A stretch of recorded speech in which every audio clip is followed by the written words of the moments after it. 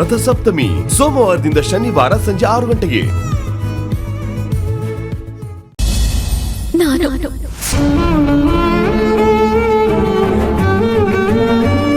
ಅಣ್ಣ ಅದಕ್ಕೆ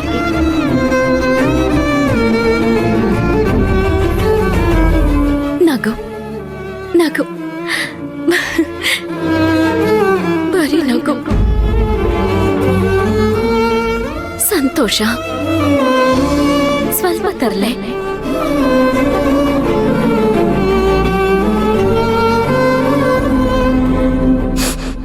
ತುಂಬಾ ಪ್ರೀತಿ, ಹೊರಕ್ಕಾಗದೆ ಇರೋಷ್ಟು ಆನಂದ. ನಾನು ಎಷ್ಟು ಹೇಳಿದ್ರು ನಿಮ್ಗೆ ಅರ್ಥ ಆಗೋದಿಲ್ಲ ಅಕ್ಕ. ಅದನ್ನ ಅನುಭವಿಸ್ಬೇಕು.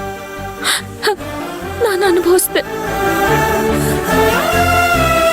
ಇವರು ನನ್ನ ಇಲ್ಲಿ ಕರ್ಕೊಂಡು ಬಂದು ಕೂಡ ಹಾಕೋ ತನಕ ಅನುಭವಿಸಿದ್ದೀನಿ. ಅದು ಯಾಕೋ ಗೊತ್ತಿಲ್ಲ, ಆ ದೇವ್ರಿಗೆ ನನ್ನ ಮೇಲೆ ಕೋಪ ಅನ್ಸುತ್ತೆ.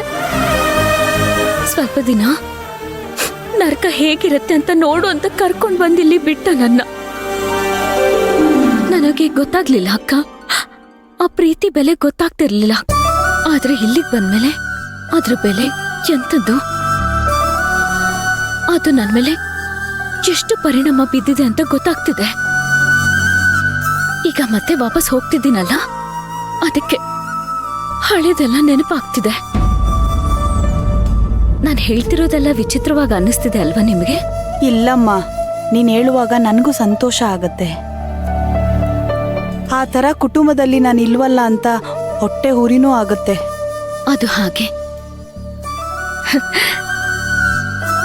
ನಮ್ಮ ಮನೆ ಅಂದ್ರೆ ಒಂದು ಸ್ವರ್ಗ. ಆ ಸ್ವರ್ಗದಲ್ಲಿ ಬದುಕೋಕು ಪೂರ್ವ ಜನ್ಮದ ಪುಣ್ಯ ಇರಬೇಕು. ಅದನ್ನ ನಾನ್ ಪಡ್ಕೊಂಡು ಬಂದಿದ್ದೆ. ಆದ್ರೆ ಯಾವಾಗ ಇಲ್ಲಿಗೆ ಬಂದ್ನೋ ಮತ್ತೆ ಆ ಸ್ವರ್ಗಕ್ಕೆ ಹೋಗ್ತೀನಾ, ನಾನು ಅಲ್ಲಿ ಬದುಕ್ತೀನ ಅಂತ ನನ್ನನ್ನು ನಾನೇ ಪ್ರಶ್ನೆ ಕೇಳೋ ಹಾಗಾಗಿದೆ. ಆದ್ರೆ ಈಗ ನೀನು ಬಂದು ಅದೆಲ್ಲದಕ್ಕೂ ಉತ್ತರ ಕೊಟ್ಟೆ. ನನ್ನನ್ನ ಇಲ್ಲಿಂದ ಬಿಡುಗಡೆ ಮಾಡಿಸ್ತೀನಿ ಅಂತ ಹೇಳ್ತಿದ್ದೀರಾ. ಮತ್ತೆ ಅದೆಲ್ಲ ಚಿಗುರ್ತಾ ಇದೆ ನನ್ನ ಮನ್ಸಲ್ಲಿ ಅಕ್ಕ. ಹಾಗೆ ಅದನ್ನ ನೆನ್ಸ್ಕೊಳ್ತಿದ್ನ. ನನಗ್ ಗೊತ್ತಿಲ್ದೇನೆ ನನಗ್ ಕಣ್ಣೀರ್ ಬರ್ತಿದೆ. ನೀನೇನು ಚಿಂತೆ ಮಾಡ್ಬೇಡಮ್ಮ, ಆದಷ್ಟು ಬೇಗ ನೀನ್ ಇಲ್ಲಿಂದ ಹೋಗ್ತೀಯ. ನೀನ್ ತಪ್ಪಿಸ್ಕೊಂಡು ಹೋಗಕ್ಕೆ ನಾನ್ ಸಹಾಯ ಮಾಡ್ತೀನಿ. ಆದಷ್ಟು ಬೇಗ ನಿಮ್ಮೂರ್ನ ಹೋಗಿ ನೀನ್ ಸೇರ್ಕೋತೀಯ. ಈಗ ಊಟ ತರಲ್ಲ, ಊಟ ಮಾಡ್ತೀಯಾ?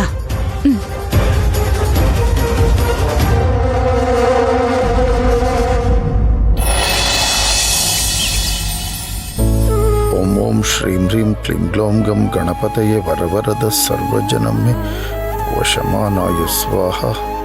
ಓಂ ಶ್ರೀಂ ಹ್ರೀಂ ಕ್ಲೀಂ ಗ್ಲೌಂ ಗಂ ಗಣಪತಯೇ ವರವರದ ಸರ್ವಜನಮೇ ವಶಮಾನಾಯ ಸ್ವಾಹ. ರೀ, ಏನ್ ಇಷ್ಟು ಬೇಗ ಎದ್ಬಿಟ್ಟಿದ್ದೀರಾ? ಅದು ಕಾಫಿ ಏನಾದ್ರೂ ಮಾಡ್ಕೊಡ್ಲಾ? ಬೇಡ ಸುಮ್ಮ. ರೀ, ಏನಿದು ಕಣ್ಣೆಲ್ಲ ಹೀಗ್ ಕೆಂಪಾಗಿದೆ? ಯಾಕೋ ಗೊತ್ತಿಲ್ಲ ಸುಮ್ಮ, ನೆನ್ನೆ ರಾತ್ರಿ ಎಲ್ಲ ನಿದ್ದೆನೆ ಬಂದಿಲ್ಲ ಸುಮ್ಮ. ನಿದ್ದೆ ಬರ್ದೆ ಹಾಸಿಗೆಯಲ್ಲಿ ಓದಾಡ್ಬಿಟ್ಟೆ. ನೀನ್ ಬೇರೆ ಸುಖ ನಿದ್ದೆ ಮಾಡ್ತಿದ್ದ. ಎಬ್ಬರಿಸಿ ನಿನಗೆ ಯಾಕೆ ತೊಂದರೆ ಕೊಡೋದು ಅಂತ ಹಾಗೆ ಸುಮ್ಮನೆ ಇದ್ಬಿಟ್ಟೆ ಸುಮ್ಮ. ನನಗೆ ಹೇಗೆ ಅನ್ನಿಸ್ಬಿಟ್ಟಿತ್ತು ಅಂದರೆ, ಯಾವಾಗ ಕತ್ಲು ಕಳೆದೋಗುತ್ತೋ ಯಾವಾಗ ಬೆಳಗಾಗುತ್ತೋ ಅಂತ ಅನ್ನಿಸ್ಬಿಟ್ಟಿತ್ತು. ಬೆಳಕರಿತಿದ್ದಂಗೆ ಎದ್ದು ಸ್ನಾನ ಮಾಡಿಕೊಂಡು ಹಾಗೆ ಪೂಜೆ ಮಾಡ್ಕೊಂಡು ಬಂದು ಪೇಪರ್ ತೊಗೊಂಡೆ. ಅಷ್ಟೊತ್ತೆ ನೀನು ಬಂದ್ಬಿಟ್ಟೆ. ಅಚ್ಚು ಏನಾದರೂ ಅರ್ಜೆಂಟಾಗಿ ಕೆಲಸದ ಮೇಲೆ ನಮಗೇನಾದರೂ ಹೇಳಿದೆ ಕೇಳಿದೆ ಹೊರಗಡೆ ಏನಾದರೂ ಹೋಗಿದ್ದಾಳೇನೋ ಅಂತ ಅನುಮಾನದಲ್ಲಿ ಅವಳು ರೂಮ್ಗೆ ಹೋಗಿ ನೋಡಿದ್ನಾ.